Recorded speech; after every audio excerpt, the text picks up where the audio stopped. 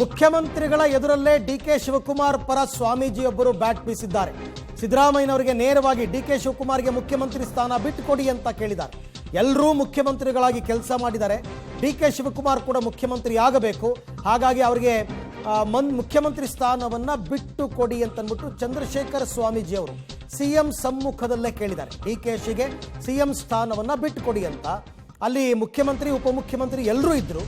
ಎಲ್ಲರೂ ಕೂಡ ಮುಖ್ಯಮಂತ್ರಿಗಳಿಗೆ ಕೆಲಸ ಮಾಡಿದ್ದಾರೆ.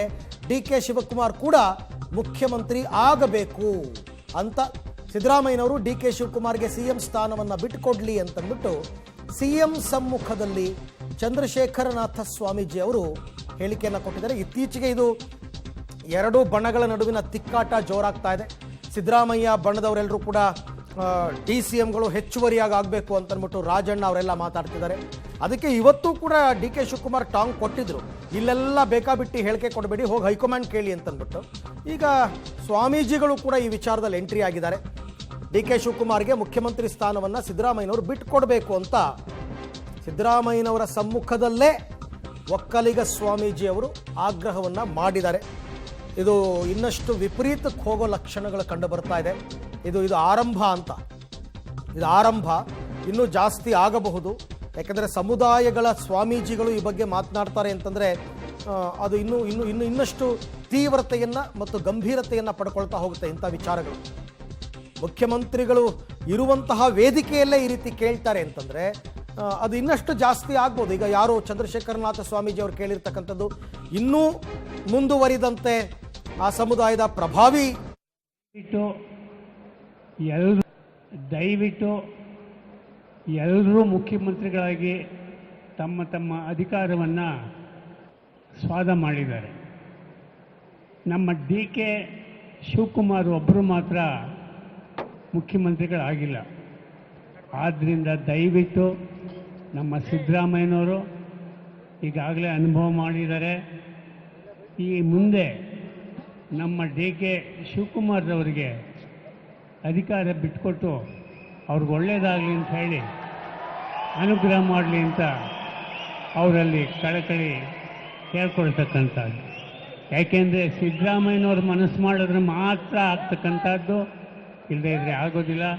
ಆದ್ದರಿಂದ ಸಿದ್ದರಾಮಯ್ಯನವ್ರಿಗೆ ಮತ್ತೊಮ್ಮೆ ನಮಸ್ಕಾರ ಮಾಡ್ತಾ ನೀವು ದಯವಿಟ್ಟು ಡಿಕೆ ಶಿವಕುಮಾರ್ ಮುಖ್ಯಮಂತ್ರಿಗಳಾಗಿ ಮಾಡಿ ಅಂತ ಕೇಳ್ಕೊಳ್ತಾ ಇದ್ದೆ. ಇದು ಕೊನೆಯಲ್ಲಿ ಹೇಳ್ತಕ್ಕಂಥದ್ದು. ದಯವಿಟ್ಟು ಎಲ್ಲರೂ ಮುಖ್ಯಮಂತ್ರಿ. ವೇದಿಕೆಯ ಮೇಲೆ ನಂಜಾವಧೂತ ಶ್ರೀಗಳಿದ್ದಾರೆ, ನಿರ್ಮಲಾನಂದ ಶ್ರೀಗಳು ಕೂಡ ಇದ್ದಾರೆ ಆದಿಚುಂಚನಗಿರಿ ಮಹಾಸಂಸ್ಥಾನದಲ್ಲಿ. ದಯವಿಟ್ಟು ಎಲ್ಲರೂ ಮುಖ್ಯಮಂತ್ರಿಗಳಾಗಿ ತಮ್ಮ ತಮ್ಮ ಅಧಿಕಾರವನ್ನು ಸ್ವಾದ ಮಾಡಿದ್ದಾರೆ. ನಮ್ಮ ಡಿಕೆ ಶಿವಕುಮಾರ್ ಒಬ್ಬರು ಮಾತ್ರ ಮುಖ್ಯಮಂತ್ರಿಗಳಾಗಿಲ್ಲ. ಆದ್ದರಿಂದ ದಯವಿಟ್ಟು ನಮ್ಮ ಸಿದ್ದರಾಮಯ್ಯನವರು ಈಗಾಗಲೇ ಅನುಭವ ಮಾಡಿದ್ದಾರೆ. ಈ ಮುಂದೆ ನಮ್ಮ ಡಿಕೆ ಶಿವಕುಮಾರ್ರವರಿಗೆ ಅಧಿಕಾರ ಬಿಟ್ಕೊಟ್ಟು ಅವ್ರಿಗೆ ಒಳ್ಳೆಯದಾಗಲಿ ಅಂತ ಹೇಳಿ ಅನುಗ್ರಹ ಮಾಡಲಿ ಅಂತ ಅವರಲ್ಲಿ ಕಳಕಳಿ ಕೇಳ್ಕೊಳ್ತಕ್ಕಂಥದ್ದು. ಯಾಕೆಂದರೆ ಸಿದ್ದರಾಮಯ್ಯನವ್ರು ಮನಸ್ಸು ಮಾಡಿದ್ರೆ ಮಾತ್ರ ಆಗ್ತಕ್ಕಂಥದ್ದು, ಇಲ್ಲದೇ ಇದ್ದರೆ ಆಗೋದಿಲ್ಲ. ಆದ್ದರಿಂದ ಸಿದ್ದರಾಮಯ್ಯನವ್ರಿಗೆ ಮತ್ತೊಮ್ಮೆ ನಮಸ್ಕಾರ ಮಾಡ್ತಾ ನೀವು ದಯವಿಟ್ಟು ಡಿಕೆ ಶಿವಕುಮಾರ್ರವ್ರನ್ನ ಮುಖ್ಯಮಂತ್ರಿಗಳಾಗಿ ಮಾಡಿ ಅಂತ ಕೇಳ್ಕೊಳ್ತಾ ಇದ್ದೆ. ಇದು ಕೊನೆಯಲ್ಲಿ ಹೇಳ್ತಕ್ಕಂಥದ್ದು. ಈ ವೇದಿಕೆಯಲ್ಲಿ ನಾನು ಆಗಲೇ ಹೇಳ್ತಾ ಇದ್ದೆ, ಮುಖ್ಯಮಂತ್ರಿಗಳಿದ್ದಾರೆ, ಉಪಮುಖ್ಯಮಂತ್ರಿಗಳಿದ್ದಾರೆ, ಜೊತೆಗೆ ಒಕ್ಕಲಿಗ ಸಮುದಾಯದ ಮಠಗಳ ಮಠಾಧೀಶರುಗಳು ಕೂಡ ಆದಿಚುಂಚನಗಿರಿ ಶ್ರೀಗಳಿದ್ದಾರೆ, ಜೊತೆಗೆ ನಂಜಾವಧೂತ ಶ್ರೀಗಳಿದ್ದಾರೆ. ಚಂದ್ರಶೇಖರನಾಥ ಸ್ವಾಮೀಜಿಗಳು ಮಾತನಾಡಿದ್ರು. ಪ್ರಬಲವಾದಂತಹ ಜಾಗದಲ್ಲೇ ಪ್ರಬಲವಾದಂತಹ ಒಂದು ಬೇಡಿಕೆಯನ್ನು ಸ್ವಾಮೀಜಿಗಳು ಇಟ್ಟಿರ್ತಕ್ಕಂಥದ್ದು. ಯಾಕೆಂತಂದರೆ ಈ ಕಾರ್ಯಕ್ರಮದಲ್ಲಿ ಅವರೆಲ್ಲರೂ ಕೂಡ ಅಂದರೆ ನಿರ್ಮಲಾನಂದ ಶ್ರೀಗಳು, ನಂಜಾವಧೂತ ಶ್ರೀಗಳು ಯಾರೂ ಆ ಥರದ ಆಗ್ರಹ ಇಟ್ಟಿಲ್ಲದಿದ್ದರೂ ಕೂಡ ಇದು ನಮ್ಮೆಲ್ಲರ ಒತ್ತಾಯ ಅನ್ನುವ ರೀತಿಯಲ್ಲಿ ಚಂದ್ರಶೇಖರನಾಥ ಸ್ವಾಮೀಜಿಗಳ ಮುಖಾಂತರ ಹೇಳಿಸಿರಬಹುದು. ಸಮುದಾಯದ ಒತ್ತಡ ಜಾಸ್ತಿ ಆಗ್ತಾ ಇದೆ ಅಂತಕ್ಕಂಥದ್ದು. ಕೆಂಪೇಗೌಡ ಜಯಂತಿಯ ಸಮಾರಂಭದಲ್ಲಿ ಸ್ವಾಮೀಜಿಗಳು ಈ ರೀತಿ ಮನವಿಯನ್ನ ಮಾಡಿಕೊಂಡಿದ್ದಾರೆ.